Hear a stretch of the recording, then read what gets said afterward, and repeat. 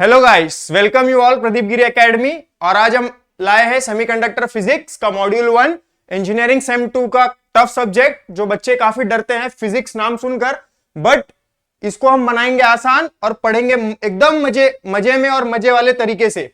तो डरना नहीं है सेमीकंडक्टर फिजिक्स से। और इस सब्जेक्ट को हम डील करेंगे बहुत इजी वे में, बहुत सिंपल वे में, और आपके लिए बहुत प्यारा सा नोट्स बनाकर लाए हैं हम। और आप जब इस स्लाइड से जब आप गो थ्रू करोगे, यानी आप जब नोट्स बनाओगे, तो आपको खुद को मजा आएगा। इतने सिंपल वे में आपके लिए हम लाए हैं नोट्स। और ये सेमीकंडक्टर फिजिक्स का मॉड्यूल 1 का बहुत आसान वे में बहुत सारे पेपर के सारे क्वेश्चंस हमने कवर किए, पूरे सिलेबस को देखा है और हर एक चीज को गो थ्रू करने के बाद ये स्लाइड हम लाए हैं। और मॉड्यूल 1 यानी अगर हम मॉड्यूल 1 में देखेंगे तो मॉड्यूल 1 में ज्यादा क्वेश्चंस नहीं, एकदम बेसिक चीजों से डील करना है कि सेमीकंडक्टर फिजिक्स क्या होता है, कंडक्टर क्या होता है, इंसुलेटर क्या होता है, एनर्जी बैंड गैप क्या होता है, फर्मी लेवल क्या होता है। ये सारी बेसिक चीजें जो आपको नेक्स्ट मॉड्यूल में काम आएंगी। लेकिन इन चीजों के बारे में पता रहना आपको बहुत इन चीजों के बारे में पता रहना आपको बहुत जरूरत रहता है। नेक्स्ट मॉड्यूल में जब हम पढ़ेंगे तो आपको पता चलेगा कि हम सर आप ये क्यों लाए थे। तो अब हम स्टार्ट करते हैं सेमीकंडक्टर फिजिक्स। नाम से ही पता चल रहा है सेमीकंडक्टर यानी कंडक्टर और इंसुलेटर के बीच का चीज यानी आधा। तो इस चीज का हमने क्यों फाउंड किया, इस चीज को या इस मटेरियल को, और फिजिक्स में इसका क्या फिनोमिना है। अभी आने वाले टाइम में सेमीकंडक्टर का ही पूरा बोलबाला रहने वाला है। और सेमीकंडक्टर में देख रहे हो आप कितने रिसर्च हो रहे हैं। और इसका जो एक सबसे इंपॉर्टेंट टेक्नोलॉजी है जो सेमीकंडक्टर का सबसे ज्यादा यूज होता है, उसको बोलते हैं VLSI टेक्नोलॉजी, जिसमें हम चिप्स को डिजाइन करते हैं। अगर आप देखोगे AI की तरफ पूरी दुनिया जा रही है। और AI यानी आर्टिफिशियल इंटेलिजेंस बेसिकली क्या है, वो एक सॉफ्टवेयर है, लेकिन उसको इंप्लीमेंट करने के लिए हमें एक चिपसेट लगेगा। चिपसेट यानी एक सर्किट लगेगा जिसपे हम उस सॉफ्टवेयर को इंप्लीमेंट करेंगे, या कोई भी सॉफ्टवेयर को इंप्लीमेंट करने के लिए हमें एक चिपसेट यानी एक सर्किट लगता है। तो हम उस चीज पर नहीं जाएंगे, हम हमारे एग्जाम पॉइंट ऑफ व्यू पर टिके रहेंगे और चीजों को एकदम आसान वे में लाए हैं प्रदीप गिरी एकेडमी पर। और आपको ये वीडियो कैसा लगा आप जरूर बताना कमेंट में। तो ठीक है, स्टार्ट करते हैं। सेमीकंडक्टर फिजिक्स बेसिकली सेमीकंडक्टर क्या है, एक मटेरियल है। तो मटेरियल से क्या पता चल रहा है, वो एक ऐसा मीडियम होगा या ऐसा कोई सॉलिड स्ट्रक्चर होगा जिसका यूज करके हम कंडक्टिविटी को यूज करेंगे। कंडक्टिविटी क्या होता है, फ्लो ऑफ करंट, यानी वायर से जब एक करंट फ्लो होता है तो उसका जो मीडियम है एक वायर है, और वायर का एक ऊपर का लेवर वायर के ऊपर का जो लेयर होता है वो प्लास्टिक का होता है, लेकिन अंदर कॉपर वायर्स गए होते हैं, क्योंकि कॉपर वायर का जो कंडक्टिविटी वो काफी हाई होता है। तो हम मटेरियल्स में देखेंगे इंसुलेटर, कंडक्टर और सेमीकंडक्टर। तो इंसुलेटर तो ये तो हमने 9th-10th में पढ़ा होता है। इंसुलेटर क्या होता है, जिसका रेजिस्टेंस बहुत हाई होता है, उसका कंडक्टिविटी क्या होगा, बहुत लो होगा। कंडक्टिविटी मतलब फ्लो ऑफ करंट।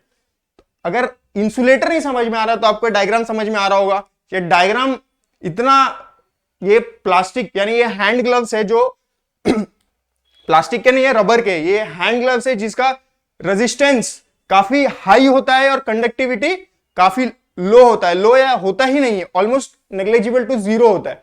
तो फिर हम नेक्स्ट जो है वो कंडक्टर क्या करता है। कंडक्टर का तो मैंने स्टार्टिंग में बता दिया, it allows a flow of current, यानी फ्लो ऑफ करंट को बहुत इजीली वो जाने देगा। उसमें रेजिस्टेंस बहुत कम होता है, ऑलमोस्ट 0 होता है। नेक्स्ट है हमारा सेमीकंडक्टर।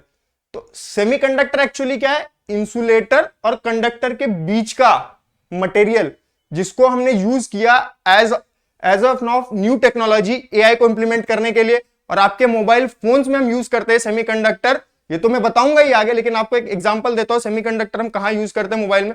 मोबाइल में जो मदरबोर्ड होता है उसमें जो सर्किट डिजाइन किया जाता है वो हम सेमीकंडक्टर की मदद से करते हैं, वो सेमीकंडक्टर का मटेरियल होता है। तो इससे आपको बेसिक समझ में आ रहा होगा। इसका जो कंडक्टिविटी होता है सेमीकंडक्टर का, वो इंसुलेटर और कंडक्टर के बीच का होता है। Conductivity between insulator and conductor. और इसको हम कंट्रोल कैसे करेंगे सर।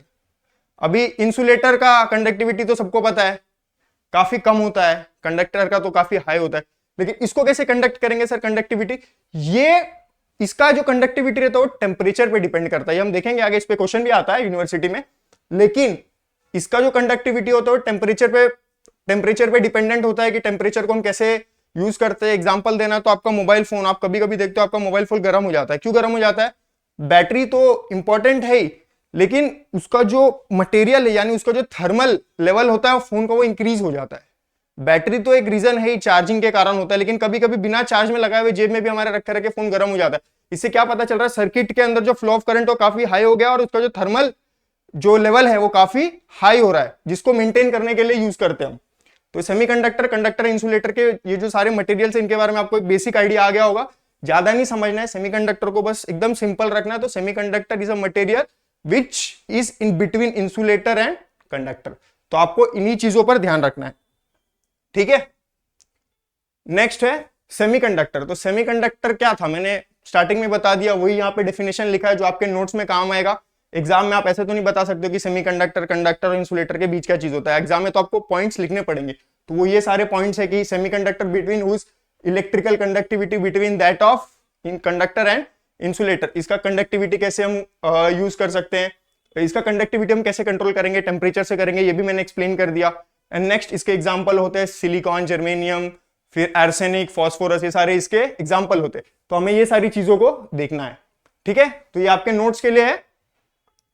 Next slide. अब हम सेमीकंडक्टर, सर मेरे को पता है बहुत सारे बच्चों को फर्स्ट स्लाइड में नहीं समझा होगा, तो मेरे को सर ने बोला था, प्रदीप सर ने, सर हमारे बच्चे बहुत प्यारे हैं तो इनको हर चीज बहुत सिंपल करके देना, इतना सिंपल करके देना है कि पेपर में अगर सब कुछ भूल जाए फिर भी इनको याद आना चाहिए कि सेमीकंडक्टर क्या होता है। तो सेमीकंडक्टर एग्जांपल डेली यूज, मतलब सेमीकंडक्टर के कुछ एग्जांपल्स लाए जो हम डेली यूज करते हैं। तो आप एग्जाम्पल तो कभी नहीं भूलते हो, एग्जाम्पल से आप थ्योरी बना के लिख सकते हो। इंजीनियरिंग में पास होने का तरीका यही है कि आपको फ्लो चार्ट याद होना चाहिए तो आप थ्योरी लिख सकते हो, एग्जाम्पल याद होना चाहिए या उसके आने वाले ब्रेक थ्रू चीजें जो आपको याद आ रही है वो पेपर में वो लिखना है। और एग्जाम में क्वेश्चन आए तो लिख कर आना है, छोड़कर नहीं आना है। तो semiconductor devices in daily life हम कहाँ यूज करते हैं, बेस्ट एग्जाम्पल चार्जर। हर इंसान के पास फोन है और हर इंजीनियरिंग स्टूडेंट फोन है तो फोन को चार्ज करेगा ही। तो फोन का जो चार्जर है उसमें हम यूज करते हैं डायोड। अब डायोड का क्या यूज है सर, डायोड इज एकदम प्योर सेमीकंडक्टर डिवाइस। डायोड का क्या काम होता है, एसी करंट को डीसी में कन्वर्ट करता है। तो हम जब फोन में चार्ज करते हैं तो क्या हम उसको एसी करंट देते हैं, नहीं, चार्जर को एसी करंट मिलता है, उसके अंदर लगा हुआ डायोड उसको डीसी में कन्वर्ट करता है। तो best example is phone charger. तो आपको एक क्लियर हो रहा होगा कि ये सारी चीजें कि डायोडिंग चार्जर, एलईडी लैंप सेम है, इसमें भी ट्रांजिस्टर्स वगैरह लगे होते हैं। बेस्ट एग्जांपल एम्पलीफायर, हम वो जो साउंड को एम्पलीफाई करते हैं तो उसमें ट्रांजिस्टर होता है। फिर photo diode in remote, best remote में इंफ्रारेड सेंसर्स लगे होते हैं जो कंट्रोल करते हैं चीजों को, और आजकल सब कुछ रिमोट पर है। इवन फैन भी आज रोटेट हो रहा है तो वो बीएलडीसी फैंस बन रहे हैं, और वो बीएलडीसी फैंस में जो इंफ्रारेड सेंसर्स लगे जिससे हम फैन को कंट्रोल करते हैं with the help of remote. तो ये एग्जांपल है charger, LED lamp and TV remote, ये आपको याद रखना है, ठीक है। नेक्स्ट एग्जांपल, अब ये crystalline structure of semiconductor, crystalline structure of intrinsic semiconductor. अब इंट्रिंसिक एक्सट्रिंसिक तो पढ़ाऊंगा ही क्या होता है, बट आप बेसिकली समझो कि जो क्रिस्टल स्ट्रक्चर होता है, कार्बन का क्रिस्टल स्ट्रक्चर हमने 11th में पढ़ा होगा केमिस्ट्री में, फर्स्ट चैप्टर जो होता है कार्बन का उसमें पढ़ा होगा हमने, जो क्रिस्टलिन स्ट्रक्चर ऑफ कार्बन होता है कैसे होता है। वैसे हमने सिलिकॉन का एक क्रिस्टलिन स्ट्रक्चर लाया। तो मैं यहाँ पे आपको एकदम बेसिक आइडिया देता हूँ, थोड़ा सा कॉन्सेप्ट है लेकिन मेरे पे ध्यान रखोगे, मेरे शब्दों पे ध्यान रखोगे और आप अच्छे से फोकसली पढ़ोगे तो आपको ये बहुत आसान लगेगा, बहुत सिंपल है। तो अब हम पढ़ते हैं ये क्रिस्टलिन स्ट्रक्चर कैसे वर्क करता है, कैसे एज ए सेमीकंडक्टर वर्क करता है। तो ये जो ऐसा यानी इंट्रिंसिक सेमीकंडक्टर है सिलिकॉन, कौन से एलिमेंट का, सिलिकॉन एलिमेंट का। तो अब आप खाली ये स्ट्रक्चर देखो, ये सारे सिलिकॉन के एटम्स हैं और ये वाला जो पार्ट है यानी ये जो डॉट्स है, ये डॉट्स क्या है, ये डॉट्स है इलेक्ट्रॉन्स। और ये इलेक्ट्रॉन्स ये जो बॉन्ड फॉर्म कर रहे हैं, ये सिलिकॉन और ये सिलिकॉन एटम को जो जोड़ कर रख रहे हैं वो बॉन्ड को हम बोलते हैं कोवैलेंट बॉन्ड। तो हमें कोवैलेंट बॉन्ड नहीं पूछता, नहीं पढ़ना, बट हमको इसका फंक्शन समझना। जैसे सिलिकॉन अपने वैलेंस बैंड में है तो स्टेबल रहेगा, इसका स्ट्रक्चर ऐसे ही रहेगा। जैसे हम इसे थोड़ा सा थर्मल यानी थोड़ा सा कैटलिस्ट देंगे या थोड़ा सा थर्मल एनर्जी को इंक्रीज करेंगे तो ये जो बॉन्ड है वो ब्रेक हो जाता है। ये बॉन्ड जब ब्रेक हो जाएगा यानी वैलेंस बैंड से वो इलेक्ट्रॉन अब जा चुका है, तो जैसे ही ये बॉन्ड ब्रेक होगा तो ये बॉन्ड ब्रेक होने पे क्या होगा कि यहाँ पे जो एक स्पेस बन जाएगा, क्या बन जाएगा, स्पेस, यानी ये इलेक्ट्रॉन यहां से मूव ऑन हो जाएगा। तो ये स्पेस बन जाएगा, इसको हम क्या बोलेंगे, अगर एक खाली जगह है तो उसको क्या बोलेंगे, होल। एक होल लाइक स्ट्रक्चर है तो ये होल बोलेंगे, और होल पे जो चार्ज होता है वो पॉजिटिव, यानी सर होल मतलब पॉजिटिव चार्ज, और ये इलेक्ट्रॉन पे कौन सा चार्ज होता है, नेगेटिव। तो आपको समझा होल क्यों बोलते हैं इसको, होल इसके लिए बोलते हैं क्योंकि ये इलेक्ट्रॉन मूव ऑन हो चुका है और वहां पे जो वैकेंसी क्रिएट हुआ है, यहाँ पे जो स्पेस क्रिएट हुआ है उसको हम बोलते हैं होल। और होल पे जो चार्ज होता है वो है पॉजिटिव चार्ज। होल पे कौन सा चार्ज होता है? Positive charge. तो सर अब यहाँ पे होल क्रिएट हो गया, तो अब ये होल यानी यहाँ पे पॉजिटिव चार्ज फिल तो हो जाएगा, लेकिन यहाँ पर ये जो इलेक्ट्रॉन है, ये इलेक्ट्रॉन यहाँ पर इस स्पेस को फिल कर देगा। इस वीडियो को लाइक कर देना और नीचे कमेंट करना और बहुत अच्छे तरीके से, और अंशुल सर को एकदम प्यार दे देना कि अंशुल सर आपको फटाफट एकदम वन शॉट बना दे, एकदम ध्यान से, एकदम पावरफुल तरीके से। एक्चुअल अंशु सर जैसे आपके चेहरे से हैंडसम है, वैसे पढ़ाई में भी एकदम भारी करवाने वाले, तो अच्छे से फोकस करके ध्यान रखना, क्योंकि अगर आप प्यार और सपोर्ट दिखाओगे तो ऐसी कंटिन्यू जारी लाइव भी हम लोग करवाएंगे। ओके, चलो, थैंक यू सर। तो यहां पर जो स्पेस क्रिएट हो जाएगा, यानी जिसको हम होल बोलेंगे, जिसपे चार्ज जो होता है वो पॉजिटिव चार्ज होता है, और उस पॉजिटिव चार्ज को जो फिल करेगा, यानी पॉजिटिव चार्ज में एक अट्रैक्शन होता है। किसके प्रति अट्रैक्शन होता है? Negative charge. अब अट्रैक्शन को थोड़ा गलत वे मत लेना, यहां पे जो पॉजिटिव चार्ज है उसका अट्रैक्शन किस पे होगा? इस इलेक्ट्रॉन पे होगा।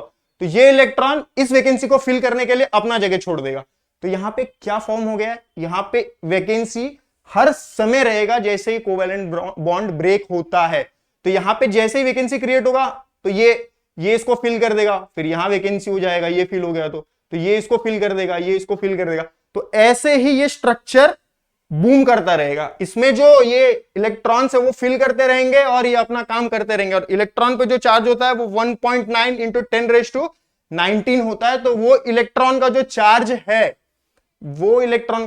है वो एमिट करेगा, जिसके कारण इस सिलिकॉन स्ट्रक्चर में करंट फ्लो होगा। पता है ना करंट क्या होता है? फ्लो ऑफ इलेक्ट्रॉन या मूविंग ऑफ इलेक्ट्रॉन। जैसे ही मैं एक पोजीशन से दूसरे पोजीशन पे इलेक्ट्रॉन जाएगा तो वो स्पेस क्रिएट होगा, और उस जर्नी के बीच में जो मेरा एनर्जी लॉस होगा वो एनर्जी में एब्जॉर्ब करूंगा और उसको मैं एज अ करंट यूज करूंगा। तो ये सारी चीजें हैं। तो ये बस एक स्ट्रक्चर था, आपको बेसिक आइडिया देने के लिए था कि सिलिकॉन का स्ट्रक्चर क्या होता है और सिलिकॉन में कैसे कैसे इंटरनली रिएक्शंस होते हैं और जिसका हम यूज करते हैं। तो ये सेमीकंडक्टर मटेरियल का बहुत अच्छा चीज है, और इसको हम पढ़ेंगे अभी। Intrinsic, extrinsic, P type, N type, ये सब पढ़ेंगे। बहुत आसान है, आपके लिए बहुत मजे में लाया है, बहुत मजा आएगा आपको पढ़ने में चीजें। Next semiconductor. अब हम आते हैं इंट्रिंसिक और एक्सट्रिंसिक। अगर अभी भी बच्चों को बहुत डाउट होगा स्टार्टिंग में, तो ये पाई चार्ट भी अगर आप फर्स्ट पेज पे बना लोगे तो आपको हमेशा क्लियर रहेगा कि सेमीकंडक्टर क्या होता है। सेमीकंडक्टर के दो टाइप्स होते हैं, इंट्रिंसिक और एक एक्सट्रिंसिक। इंट्रिंसिक में क्या होता है?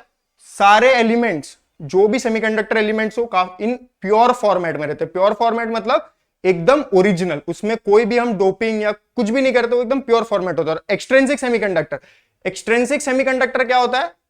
एक्सट्रिंसिक सेमीकंडक्टर में चीजों को डोप करते हैं।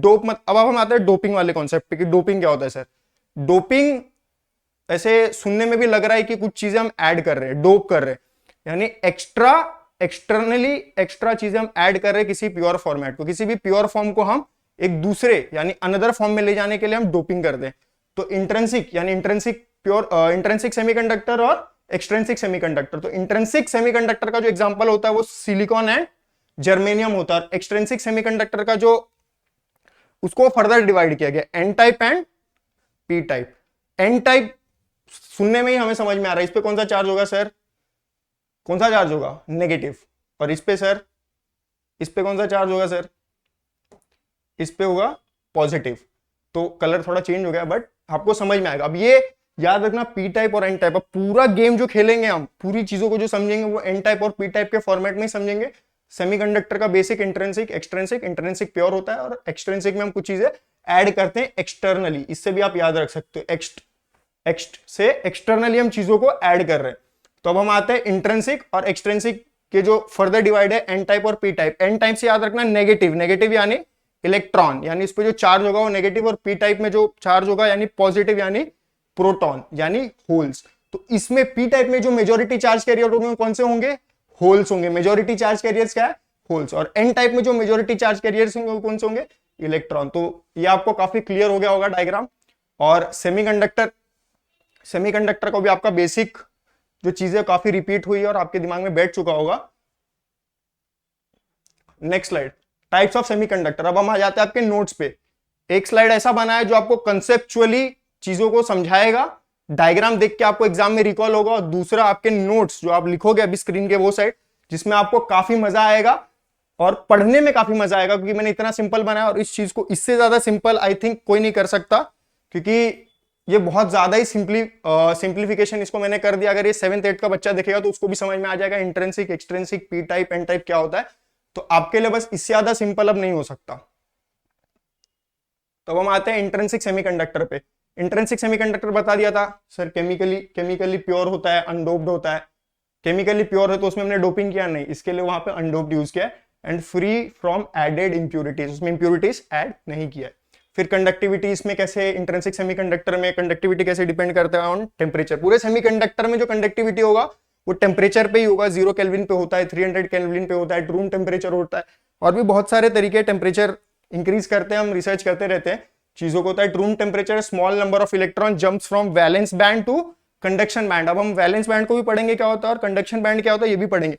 अगर नहीं समझ में आ रहा तो आप ऐसे समझो, वैलेंस मतलब मैं बैलेंस्ड हूं, मैं स्टेबल हूं, मैं अब यहां से उठ सकता हूं क्या, नहीं, मैं एकदम बैलेंस स्टेबल स्टेट में, तो होता है वैलेंस बैंड। लेकिन वैलेंस बैंड किसका, अब आता है क्वेश्चन किसका, हम बात कर रहे हैं सेमीकंडक्टर का। और सेमीकंडक्टर में जो सबसे इंपॉर्टेंट चीज है वो क्या है, इलेक्ट्रॉन्स एंड होल्स। तो याद रखना, हम जो भी गेम करेंगे यहाँ पे, जो भी गेम खेलेंगे, जिस तरीके से भी खेलेंगे, वो पूरे इलेक्ट्रॉन्स एंड होल्स के लिए खेलेंगे। तो यहाँ पे जो इलेक्ट्रॉन होता है, यानी जो वैलेंस बैंड है वो किसके लिए था, इलेक्ट्रॉन्स के लिए भी होता है और होल्स के लिए भी होता है, बट अब हम खाली इलेक्ट्रॉन का बात करेंगे। अभी इलेक्ट्रॉन वैलेंस बैंड में मतलब स्टेबल है, जैसे ही मैंने उसको टेम्परेचर दिया, जैसे ही उसको थोड़ा सा एक्साइट किया, तो वो अपने वैलेंस बैंड से जंप हो जाएगा। जंप होके कहां जाएगा, जो उसका मैक्सिमम स्टेज है वो कंडक्शन बैंड। और कंडक्शन बैंड नाम से ही समझ में आ रहा है कि कंडक्शन बैंड क्या होता है। कंडक्शन बैंड में कंडक्टिविटी होगा, क्या होगा, कंडक्टिविटी होगा। कंडक्टिविटी हम क्यों यूज करेंगे, फ्लो ऑफ करंट, हमारे सर्किट को हम डिजाइन करने के लिए जो हमें कंडक्टिविटी लगेगा, जैसा रिक्वायरमेंट होगा वो तो एक्सट्रिंसिक में सीखेंगे, लेकिन जो वैलेंस बैंड से जो इलेक्ट्रॉन कूदेगा और जंप करने के बाद जाएगा, उसका मैक्सिमम स्टेट है वो कंडक्शन बैंड। बीच में भी अटकते हैं जिसको एनर्जी गैप बोलते हैं, वो डायग्राम है वो, तो देखेंगे उसको। बट बस आप इतना समझो कि वैलेंस बैंड में चीजें स्टेबल रहती है और कंडक्शन बैंड उसका मैक्सिमम स्टेज है, उसके ऊपर वो जा नहीं सकता। अगर उसके ऊपर जाएगा तो वो लॉस हो जाएगा, उस इलेक्ट्रॉन का हम कुछ यूज नहीं कर सकते, और वो पूरा जो हमने रिसर्च किया या पूरा जो हमने प्रैक्टिकल किया वो ये हो जाएगा। ठीक है, तो इसका जो एग्जांपल है pure silicon and pure germanium.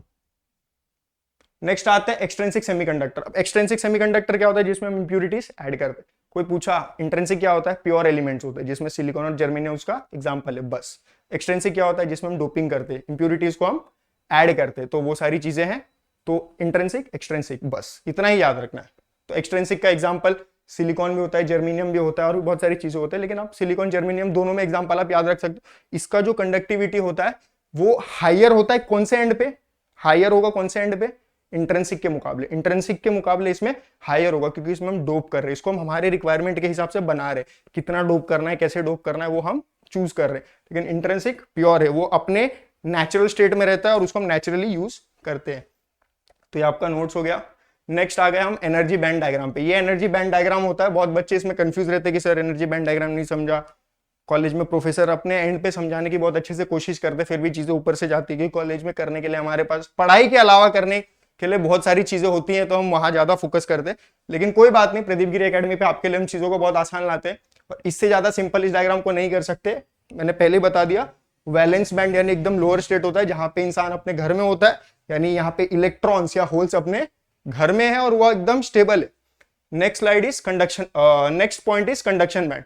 Conduction band उसका मैक्सिमम स्टेज होता है, इसके ऊपर जाएगा तो वो लॉस हो जाएगा, जिसका हम यूज नहीं कर सकते, और बीच में जो गैप होता है उसको हम बोलते हैं एनर्जी गैप। तो अब हम बोलेंगे कि एनर्जी बैंड क्या होता है। बैंड मतलब समझ में आ रहा है एक रेंज, और एनर्जी मतलब बैंड मतलब समझ में आ रहा है range.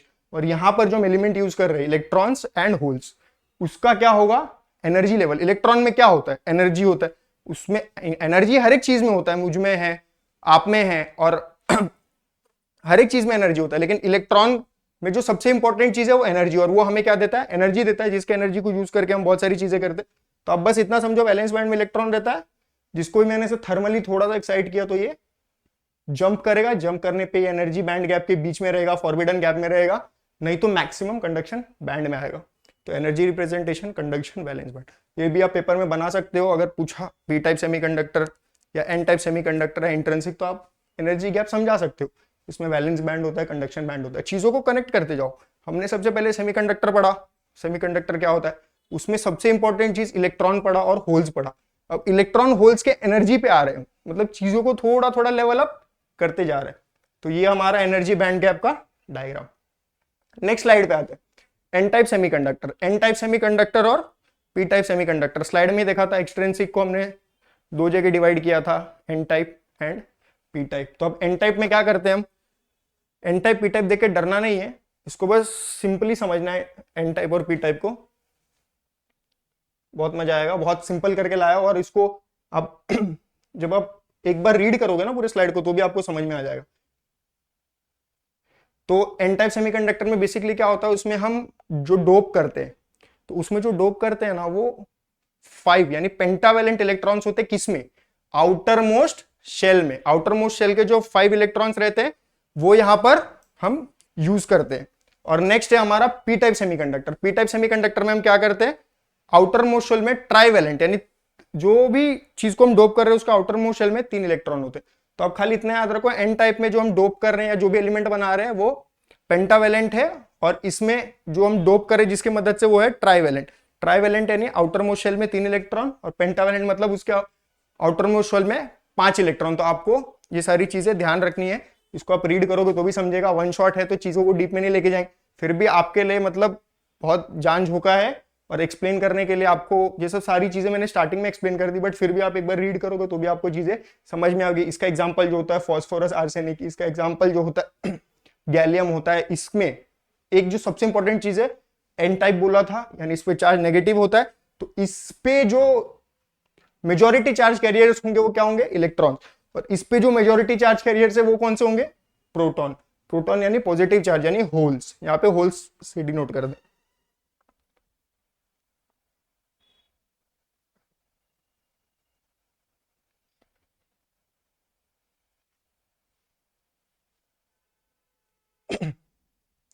Next slide, define Fermi level. Fermi level, Fermi level, Fermi में ईआर आ रहा है, तो अब बेसिकली फर्मी लेवल को ज्यादा हम डिटेल में नहीं जाएंगे। आपको कोई पूछा फर्मी लेवल क्या होता है, एग्जाम में भी पूछता है डिफाइन फर्मी लेवल, तो Fermi level is nothing but a energy level. क्या होता है, एनर्जी लेवल। लेकिन किसका एनर्जी लेवल, एनर्जी लेवल किसका, मेरा आपका नहीं, एनर्जी लेवल किसका, इलेक्ट्रॉन का या फिर होल का। बस यहाँ पे एनर्जी लेवल किसका हम डिनोट करेंगे, इलेक्ट्रॉन का, नहीं तो होल का। तो आपको बस ये सारी चीजें याद रखनी है। फर्मी लेवल अगर पेपर में पूछा है तो इट इज नथिंग जस्ट, ये कुछ नहीं है, ये एक एनर्जी लेवल है, किसका, लेकिन इलेक्ट्रॉन्स का नहीं तो होल का। और इसमें थोड़ा रहता है, लेकिन वो इलेक्ट्रॉन होल्स किसके हैं, किसके इलेक्ट्रॉन होल्स है, वो एक सॉलिड स्ट्रक्चर यानी सिलिकॉन या किसी सेमीकंडक्टर एलिमेंट के, सिलिकॉन का होगा, जर्मेनियम का होगा, या अगर हम उसको एक एम्फसाइज करें तो वे किसी सॉलिड स्ट्रक्चर का वो या क्रिस्टलिन स्ट्रक्चर का वो एनर्जी लेवल बताएगा, यानी उसके अंदर जो इलेक्ट्रॉन्स रहेंगे उसका एनर्जी बताता है। तो define Fermi level is nothing but the Fermi level is the energy level that shows how full the electron states are in a solid structure. ये आपके नोट्स के लिए ये कुछ पॉइंट्स हाईलाइट किए हैं जो आपको एग्जाम में याद आया। Highest occupied energy level of the electrons, highest occupied energy level of the electron in 0 kelvin. अब ये हमें डिनोशन भी देता है, सेमीकंडक्टर इंसुलेटर है, कंडक्टर है या सेमीकंडक्टर है, हम ये भी बताता है फर्मी लेवल, लेकिन थोड़ा एक्स्ट्रा मतलब थोड़ा सा एडवांस वर्जन होगा। तो आप खाली इतना याद रखो, ये भी हमें एक इंडिकेशन देता है कि जो हाईएस्ट ऑक्यूपाइड है इलेक्ट्रॉन का उस सॉलिड स्ट्रक्चर में, ये भी हमें फर्मी लेवल बताता है 0 केल्विन। 0 केल्विन मतलब नो टेम्परेचर, जहां पे टेम्परेचर बहुत कम है, बहुत डाउन है। तो ये सारी चीजें, it helps to decide material behaves like conductor, semiconductor and और इंसुलेटर, ये भी मैंने एक्सप्लेन कर दिया। In semiconductor it act as a reference energy level, determines how electrons are distributed between valence band and conduction band. मैंने बता दिया valence band क्या होता है और कंडक्शन बैंड क्या होता है, उसके बीच में जो इलेक्ट्रॉन, वो भी हमें ये एक्सप्लेन करता है फर्मी लेवल। ये सारी चीजें हैं, ये हमारा फर्मी लेवल का band diagram, valence band and conduction band. हम यहाँ पे जो भी चीजें पढ़ रहे हैं वो हम इलेक्ट्रॉन के पढ़ रहे हैं, होल्स के पढ़ रहे हैं, उसके एनर्जी लेवल की पढ़ रहे हैं। तो वो इलेक्ट्रॉन होल्स दो चीजों के बीच में ही घूमेगा, वैलेंस बैंड और कंडक्शन बैंड। इसके बाहर वो जाएगा तो उसको हम कैलकुलेट भी नहीं करते और उसको हम पकड़ते भी नहीं है। जो चीजें हमारे रेंज में उसको हम पकड़ के रखते हैं, जो चीजें हमारे रेंज में नहीं उसको छोड़ देना चाहिए। तो यहाँ पे आते हैं वैलेंस बैंड है कंडक्शन बैंड के बीच में ही जो भी होगा, चाहे होल्स या इलेक्ट्रॉन्स, वो सारी चीजें यहाँ पर अप डाउन करती है। तो ये फॉर्मूला पे काफी क्वेश्चंस भी आता है कि EF मतलब फर्मी लेवल यानी एनर्जी, फर्मी लेवल का energy is equal to conduction band का energy level and valence band का एनर्जी लेवल अपॉन 2। ये फॉर्मूला आता है, तो आप इसको लिख लेना बुक में अच्छे से। और अगर डिफाइन फर्मी लेवल पूछा है तो अगर आप ये बैंड डायग्राम बनाओगे तो 2 मार्क के बजाय आपको 2.5 मार्क मिलेंगे, 3 मार्क मिलेंगे, क्योंकि ये बहुत बच्चे नहीं, उनको नहीं समझ में आते तो नहीं बनाते, लेकिन आप बना सकते हो, कुछ नहीं, वैलेंस बैंड, कंडक्शन बैंड, बीच में एनर्जी, और फॉर्मूला याद है EC यानी conduction band, valence band upon 2। ठीक है, नेक्स्ट स्लाइड। ये क्वेश्चन भी आता है, काफी बार पेपर में आया हुआ है कि explain and locate shift in Fermi level with increase in temperature in an type semiconductor. हाँ, याद रखना एन टाइप सेमीकंडक्टर का ये एन टाइप पे पूछा जाता है, पी टाइप पे नहीं पूछा जाता, लेकिन फिर भी आपको याद रहना चाहिए एन टाइप का ये। At absolute 0 kelvin, 0 kelvin absolute मैंने स्टार्टिंग में बताया था। एब्सोल्यूट 0 केल्विन क्या होता है? ऑलमोस्ट नो टेम्परेचर, जिसपे इलेक्ट्रॉन अपने वैलेंस बैंड में ही रहते हैं मोस्टली। थोड़े बहुत अगर एटम्स आयोनाइज्ड हो रहे, यानी याद रखना इलेक्ट्रॉन्स जो होते हैं वो हमेशा एक्साइटेड स्टेट में होते हैं, एक ही पोजीशन पे वो बार बार ये करते रहते हैं, ऑसिलेशन करते रहते हैं, तो वो एनर्जी हमेशा इमिट कर रहे होते हैं। तो कुछ इलेक्ट्रॉन्स होते हैं जो जंप कर जाते हैं, वैलेंस बैंड से बाहर चले जाते हैं, क्योंकि ऑसिलेशन करते रहते हैं तो एनर्जी इमिट होते रहता है। जैसे एनर्जी इमिट होता है तो बगल वाले का भी होता है, तो वो एनर्जी एब्जॉर्ब करके वो एमिट कर जाते हैं या बैलेंस बैंड छोड़ देते हैं। तो ऑलमोस्ट एट 0, एब्सोल्यूट 0 पे हम कुछ ही इलेक्ट्रॉन्स आयोनाइज होते हैं। थियरी में दिया हुआ है तो हमें कंसिडर करना पड़ेगा, लेकिन यहाँ पे लिखा है आयोनाइज वेरी लिटिल, तो ये आपको याद रखना पड़ेगा। रूम टेम्परेचर पे donor atoms are ionized releasing electrons into the conduction band. अब हम जैसे टेम्परेचर इंक्रीज करेंगे, 0 से थोड़ा बढ़ाएंगे, तो ऑब्वियसली है डोनर एटम्स यानी जो एटम डोनेट करेंगे या जाएंगे वो अपना लेवल यानी वैलेंस बैंड को छोड़ देंगे, और वो कहाँ जाएंगे?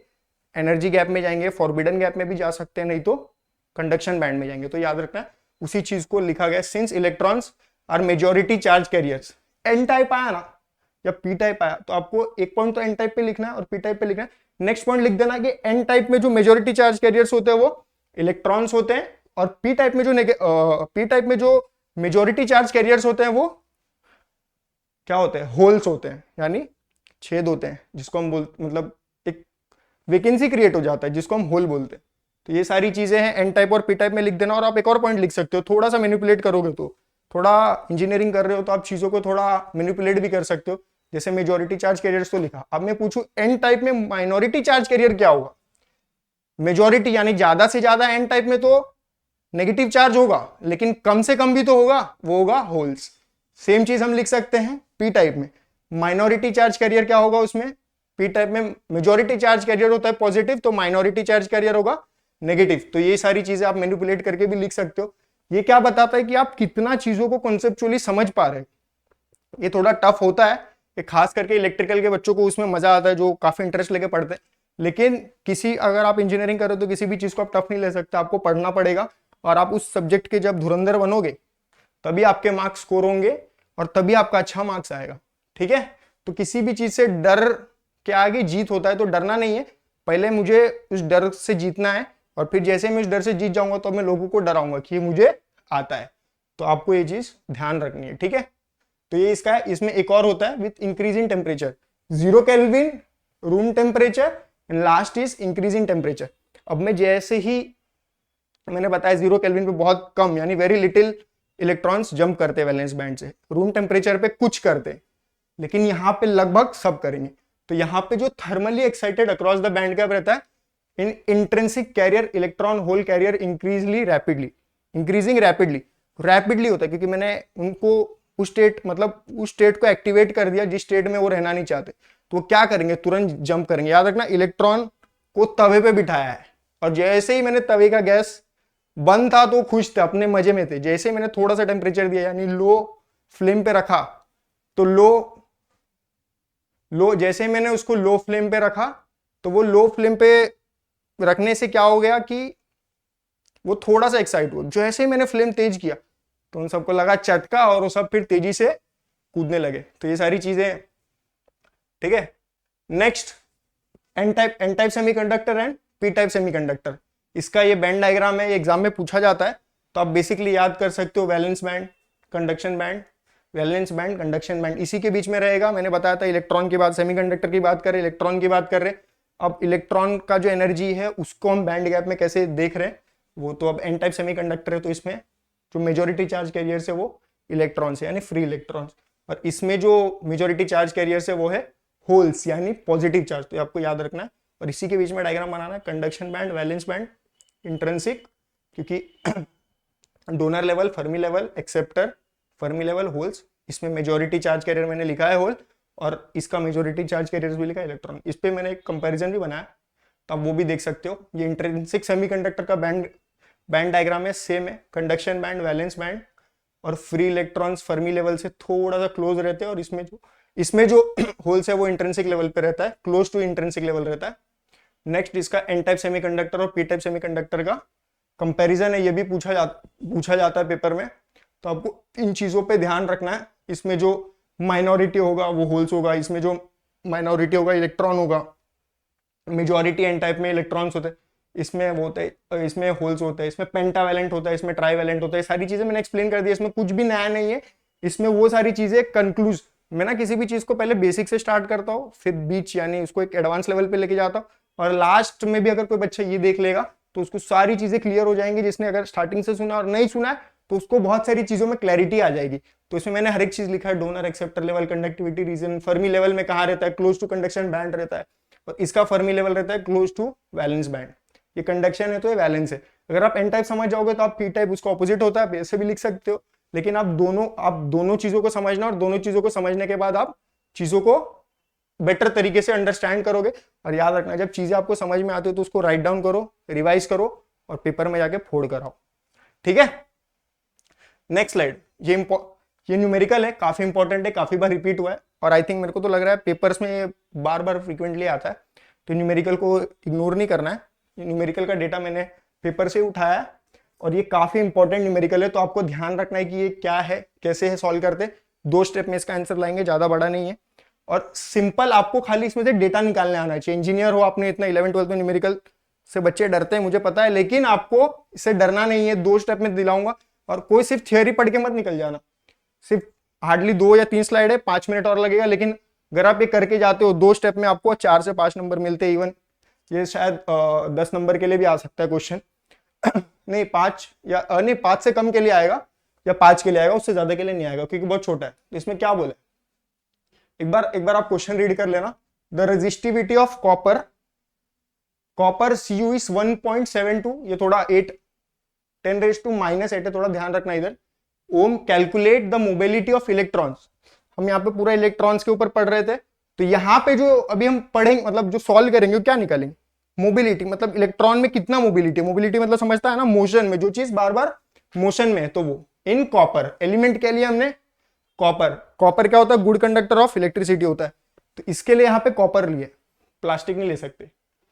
Given that the number of electrons per unit volume, ये भी दिया 10.41 इंटू 10⁻28 m, ठीक है। एक बार मैं चेक कर लेता हूं, ये 10⁻28 m-3 है ये,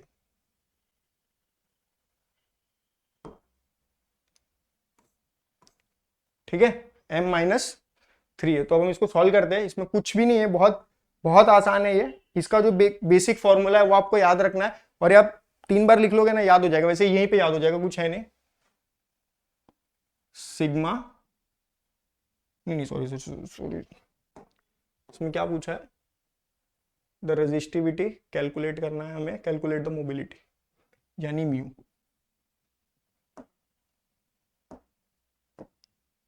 इसका जो फॉर्मूला है, mu is equal to sigma upon N E.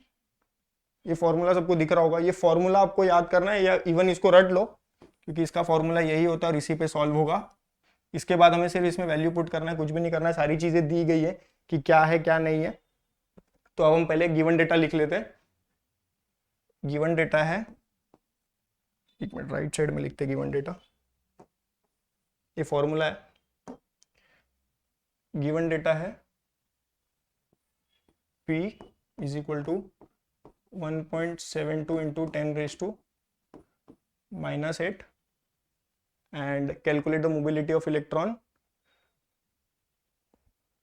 Calculate the mobility of electron N, यानी ये इलेक्ट्रॉन द नंबर, हाँ याद रखना नंबर का एन लिखना है, दिख नहीं रहा था। N is equal to 10.41 into 10⁻²8। ठीक है, ये हमारा गिवन डेटा हो गया, ये लिख दिया, ये इसका फॉर्मूला हो गया। और इसके बाद खाली हार्डली 2 स्टेप, यानी एक स्टेप में इसका आंसर आता है। कैल्सी आप सब रखना, मैंने भी रखा है कैल्सी से सॉल्व किया हुआ है। मैं यहाँ पे डायरेक्ट वैल्यू लिखूंगा, लेकिन फिर भी आप एक बार सॉल्व करना, मैंने भी किया था, क्योंकि ये क्वेश्चन काफी बार रिपीट हुआ है तो काफी इंपॉर्टेंट है, आपको ध्यान रखना है। ठीक है, तो हम इसमें वैल्यू डालेंगे, बट हमें पहले सिग्मा ढूंढना पड़ेगा, सिग्मा है नहीं, तो सिग्मा क्या होता है हमें ये ढूंढना पड़ेगा, क्योंकि ये इंपॉर्टेंट है। तो sigma is nothing but 1/p। क्या है sigma is nothing but 1/p। तो जैसे हम 1/p में डालेंगे तो 1/p का वैल्यू क्या है सर, 1.72 इंटू 10⁻⁻8। ठीक है, जैसे आप इसको कैल्सी में डालोगे, एक बार आप कैल्सी में डालना, मैं भी डालता हूं। तो जैसे आप कैल्सी में डालोगे तो इसको आएगा, ये कुछ आएगा 58.1 इंटू 10⁻⁻6 आ रहा है, मेरा तो यही आ रहा है। फिर भी आप एक बार चेक करना, 58.1 इंटू 10⁻⁻6, वो हमारे पास सिग्मा आ गया। अब हम इसमें सीधा सीधा वैल्यू डालेंगे, यानी अब हम इसको सॉल्व करते हैं। ठीक है, गिवन डेटा सिग्मा निकाला 1/p, इसका वैल्यू ये आया। अब हम इसको फॉर्मूला में डालते हैं, यानी जो हमारा फॉर्मूला है वो है mu is equal to sigma upon N E. तो हमारे पास जो सिग्मा का वैल्यू है वो है सर 58.1 इंटू 10⁻⁻6। अब हमारे पास आते हैं एन, एन का वैल्यू हमारे पास है 10.41 टू 10⁻28। 10.41 इंटू 10⁻28, लेकिन सर यहाँ पे ई दिया है। अब ई क्या है सर, ई है हमारा इलेक्ट्रॉन पे जो चार्ज प्रेजेंट होता है वो। तो इलेक्ट्रॉन पे जो चार्ज प्रेजेंट होता है उसको मल्टीप्लाई में लिखना है, यानी 1.9 इंटू 10⁻⁻19। ये हमारा हो गया इसका वैल्यू 58.1। देन हमने इसको सॉल्व किया,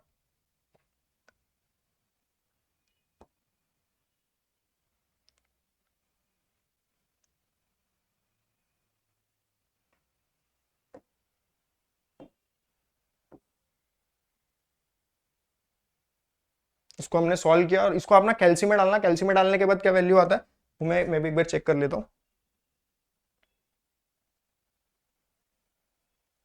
यहाँ पे ना एक मिस्टेक हो गया, ये इलेक्ट्रॉन का वैल्यू सॉरी 1.9 नहीं होता है, 6 होता है,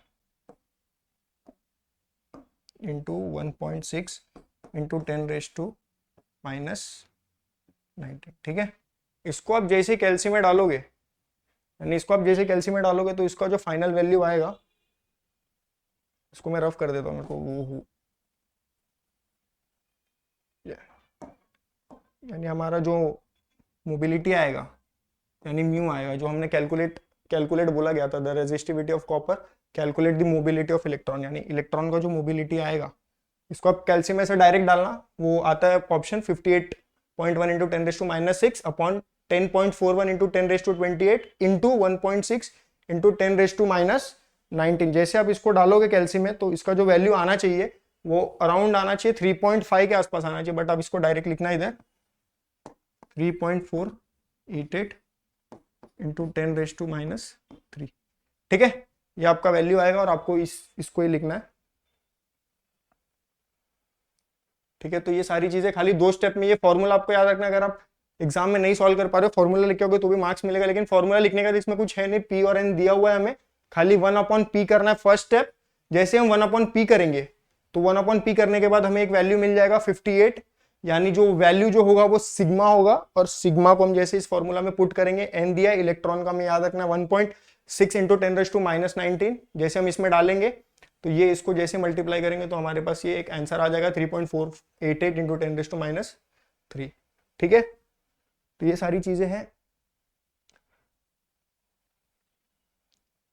ये सारी चीजें इसको एक और न्यूमेरिकल इसमें जो काफी इंपॉर्टेंट है, तो काफी बार आया है, हॉल वोल्टेज पे आया है और हॉल इफेक्ट पे आता है, क्वेश्चन भी आता है हॉल इफेक्ट पे। तो हॉल वोल्टेज का क्वेश्चन है, काफी बार रिपीट हुआ और ये अच्छे नंबर्स के लिए आता है, अच्छे मार्क्स के लिए आता है। तो आपको ये ध्यान रखना है कि इसको सॉल्व कैसे करना है। और अगर इसमें 3 ही स्टेप है, लेकिन थोड़ा सा कैलकुलेशन का थोड़ा सा इसमें रहता है, आपको कैलकुलेट बहुत प्रिसाइजली करना पड़ेगा।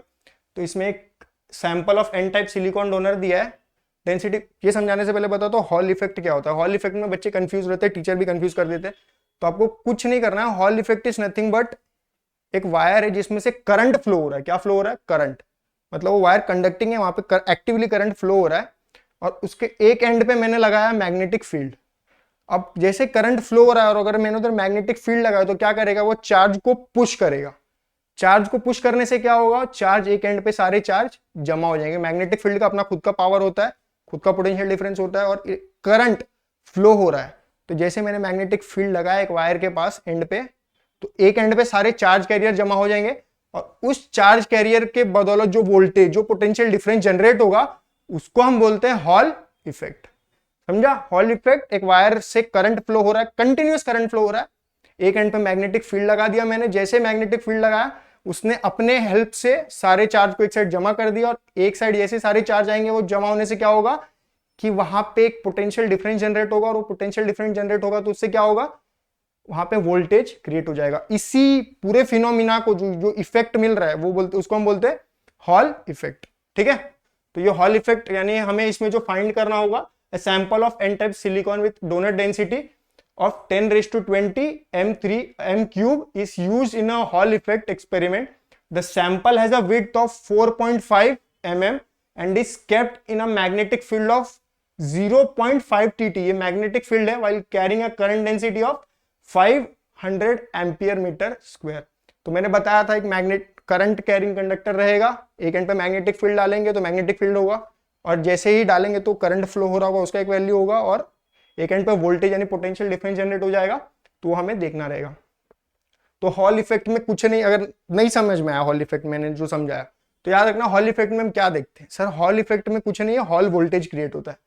हॉल इफेक्ट में हॉल वोल्टेज जनरेट होगा, बस इतना भी अगर आपको पता है तो आप कर सकते हो। तो इसमें क्या बोला हमें? Find the hall voltage developed across. Developed across मतलब वो कहां पे बन रहा है, वायर में कहां पे बन रहा है, फिर उसका hall coefficient, hall angle, if the mobility of electron यानी उसका जो इलेक्ट्रॉन का मोबिलिटी है वो हमें दिया हुआ है ये। तो अब हमें इसमें पहले, सबसे पहले हम इसमें गिवन डेटा लिख लेते हैं। फॉर्मूला लाया, ये फॉर्मूला के बगैर आप सॉल्व नहीं कर सकते, फॉर्मूला आपको लिखना ही पड़ेगा, प्रैक्टिस करना पड़ेगा, मार्क्स चाहिए। तो सच्ची में प्रैक्टिस कर रहा हूँ और ये बहुत बार आया और इस बार भी आएगा। ठीक है? तो हॉल वोल्टेज क्या होता है? हॉल वोल्टेज का फॉर्मूला है VH equal to BJW upon NE, N for number of charge carrier, electron का वैल्यू डालना है हमें, यानी उस पर जो चार्ज रहता है। B हमारा हो गया मैग्नेटिक कोएफिशिएंट, J हमारा हो गया करंट और J की जगह हम IB सब्स्टिट्यूट करते हैं बहुत सारे फॉर्मूला में मैंने देखा, लेकिन आपको याद रखना है J मतलब हो गया करंट और W मतलब वेट। तो ये सारी चीजें हैं, तो अब हम इसमें डालेंगे। सबसे पहले यहाँ पे आपको गिवन डेटा लिखना है, कंफ्यूज नहीं होना है।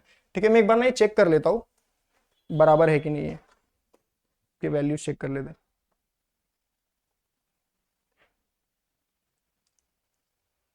A sample of n 10⁻20 m cube, it is used Hall effect. Sample 4.5 mm magnetic field with current 500 बराबर। ठीक है?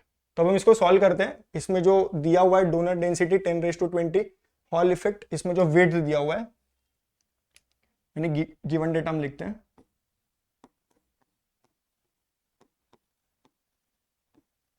ठीक है? गिवन डेटा यानी जिसमें क्या दिया, sample of n type, n is equal to 10⁻20 m cube. ठीक है? देन वेट दिया हुआ है 4.5 mm। नेक्स्ट हमें दिया मैग्नेटिक फील्ड यानी B 0.55, ये वैल्यू के साथ लिखना है यहाँ पे तो m cube m। Then current carrying conductor यानी J दिया है 500 am स्क्वायर स्लैश। और इसमें एक और चीज दिया हुआ है यहाँ पे, ये दिया होगा मोबिलिटी ऑफ इलेक्ट्रॉन यानी म्यू, जो हमने पिछला फाइंड किया। इसका वैल्यू है 0.17 m2 अपॉन वी एस। ठीक है, तो ये हमारा हो गया सारा गिवन डेटा। और ये गिवन डेटा काफी चीजें मैंने इसमें कुछ सारी चीजें जनरेट नहीं की, सारी चीजें जो दी है उसको लिख दिया। अब इसको हमें सीधा सीधा कैल्सी में डालना है, कुछ भी नहीं करना है। ये फॉर्मूला खाली आपको याद रहना चाहिए, और इस फॉर्मूला का खुद का वेटेज है। हॉल वोल्टेज का फॉर्मूला लिखते हैं तो भी मार्क्स है, गिवन डेटा और हॉल वोल्टेज लिखने और सीधा वैल्यू डालना है। तो जो हमारे पास है R H equal into B into J into W. B है, जे है, डब्ल्यू, लेकिन आर एच सर नहीं है। आर एच क्या होता है सर? हॉल कोएफिशिएंट है। तो हॉल कोएफिशिएंट निकालने का एक फॉर्मूला है 1/NE। तो इसको हम डालेंगे 1/NE में। ठीक है, तो are H equal to 1/NE। तो 1/N का वैल्यू हमारे पास है 10⁻20 इंटू ई, यानी इलेक्ट्रॉन का जो चार्ज होता है वो डालना है हमें यहाँ पे 1.6 इंटू 10⁻⁻90। ये हमें यहाँ पे पुट करना है। और यहाँ पर हम जैसे ही इसे पुट करेंगे आर एच में 1.6 इंटू 10⁻⁻19 को, जैसे हम इसको कैल्शियम में डालेंगे, तो कैल्शियम में डाल रहा हूँ। कैल्शियम में डालने के बाद जो हमारा आंसर आएगा वो आएगा 0.0625। तो हमारा हॉल कोएफिशिएंट आ गया 0.0625। आप भी एक बार कैल्शियम में इसको डालना। इसमें आप ये भी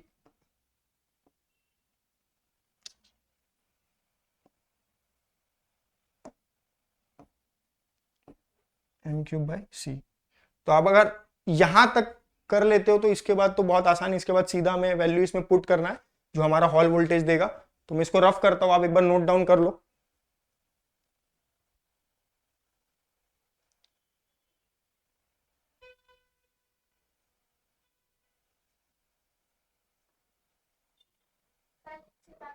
हो गया, हो गया। ठीक है, तो इसको मैं एक बार रफ कर देता हूं। बस एक लास्ट स्टेप है हॉल वोल्टेज का, वो करते हैं, फिर हो गया। तो हमें जो वैल्यू आया था, जो हमने हॉल कोएफिशिएंट लिखा था, वो भी अब हमारा गिवन डेटा बन जाएगा। तो जो हॉल कोएफिशिएंट आया था वो हमारे पास आया था 0.625, यानी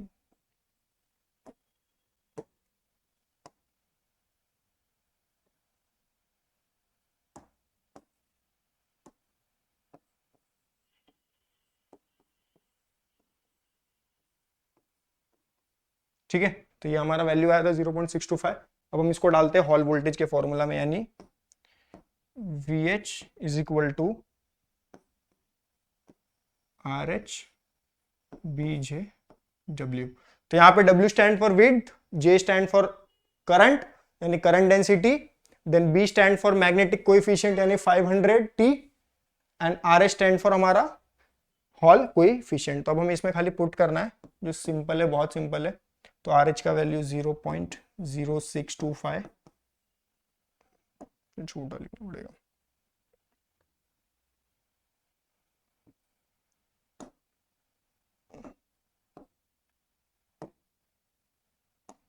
इसका जो वैल्यू है 0.0625 इंटू बी 0.55T इंटू जे यानी 500 एंड इंटू डब्ल्यू, डब्ल्यू क्या है हमारा 4.5। ठीक है, आप इसको कैल्शियम में डालना, इधर 4.5 इंटू 10⁻³ ले लेना। ठीक है, 10⁻³ लेना, क्योंकि mm में दिया हुआ है, मैंने यहाँ पे देखा नहीं, mm में दिया है तो इसको हमें कन्वर्ट करना पड़ेगा 4.5 इंटू 10⁻³ में कन्वर्ट करना पड़ेगा। ठीक है, अब जैसे आप इसको डालोगे 0.0625 को डालोगे, ये पॉइंट है यहाँ पे, जैसे कैल्शियम में डालोगे सारा वैल्यू, तो आपको एक फाइनल आंसर आएगा अराउंड 77 के अराउंड आना चाहिए। तो हम ऐसा लिख लेते हैं 77.2 या 3 के आसपास अराउंड रहना चाहिए, 77 to 78 के बीच में आना चाहिए। तो ये जो अब हमने निकाला वो क्या निकाला? Hall voltage. हॉल वोल्टेज कहाँ पे बन रहा है? एक वायर यानी कंडक्टर वायर के बीच में बन रहा है, जहाँ पे मैग्नेटिक फील्ड डाला, और जो पोटेंशियल डिफरेंस यानी वोल्टेज जो दूसरे एंड पे क्रिएट हो रहा है उसको हम बोलते हैं हॉल वोल्टेज। तो ये हमारा हो गया। अब हॉल एंगल का भी सिंपल है, theta H equal to tan inverse mu B. तो इसका जो फॉर्मूला है theta H equal to tan inverse mu B तो हम डालेंगे वैल्यू tan इनवर्स, ये म्यू क्या है सर, मोबिलिटी, तो मोबिलिटी मैंने लिखा है, हाँ लिखा है 0.17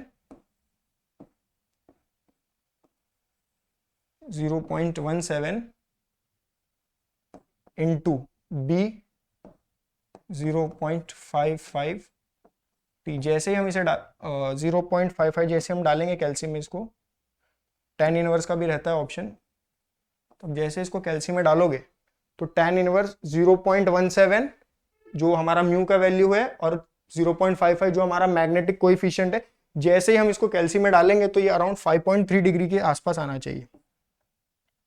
इधर टॉप पे लिख देते हैं, जो हमारा वैल्यू आना चाहिए वो, इसको रफ कर देते हैं। ये हो गया ना आपका,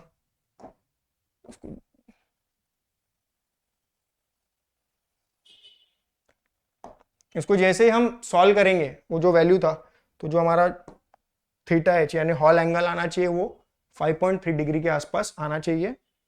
और वो आप कैल्शियम में डालोगे, जैसे ही डालोगे ना कैल्शियम में तो आता है वो, ठीक है। ठीक है, और इंजीनियरिंग में एक जो सबसे बड़ा डाउट रहता है वो रहता है सर कैल्सी का। फर्स्ट ईयर के बच्चों को तो बहुत रहता है, मुझे भी रहता था कि कैसे यूज करना है, लेकिन आप वो धीरे धीरे यूज टू आओगे। जैसे जैसे कैलकुलेशन आता है ना, तो करने का, गलत करोगे तो पूछने का बाजू वाले कैसे किया, या टीचर से पूछने का, टीचर आपको एक्सप्लेन करेगी कैल्सी में बेसिक चीज आपको पता होना चाहिए। और अगर आप कैल्सी चला नहीं पाओगे ना तो आप सॉल्व नहीं कर पाओगे, और आगे जैसे सेकंड ईयर में जाओगे, थर्ड ईयर में जाओगे ना, तो आपको वो आना चाहिए, वरना आप वो क्वेश्चन छोड़ के आ जाओगे। तो ये हमारा यहाँ पर हम खत्म करते हैं। और ये मेरा फर्स्ट वीडियो था, तो मैं जितना भी आपके लिए कंटेंट ला पाया हूँ वो बहुत मतलब रिसर्च आउट किया चीज़ों को। और ये थोड़ा सा टफ सब्जेक्ट होता है, लेकिन इसको टफ समझना नहीं, इसको बहुत आसान तरीके से लेना है। और एज यूजुअल मेरा फर्स्ट वीडियो था, तो मैंने अपना बेस्ट दिया। और आप सभी को बोलता हूँ कि एक बार अगर आप इस कंटेंट से गो थ्रू करोगे ना, तो आपको चीज़ें याद रहेंगी, पेपर में भी याद रहेगा, पेपर में भी लिख सकते हो सेमीकंडक्टर वगैरह क्या होता है। और आज के बाद अगर आपको कोई सेमीकंडक्टर पूछेगा तो आप उसे मुंह तोड़ जवाब दे सकते हो। तो सब्जेक्ट से डरना नहीं है, सब्जेक्ट को डराना है, ठीक है। तो thank you so much everyone, and like करना वीडियो को, अच्छा लगे तो लाइक करना, एंड कमेंट जरूर करना कि नेक्स्ट सब्जेक्ट कौन सा लेके आए, ठीक है। Thank you.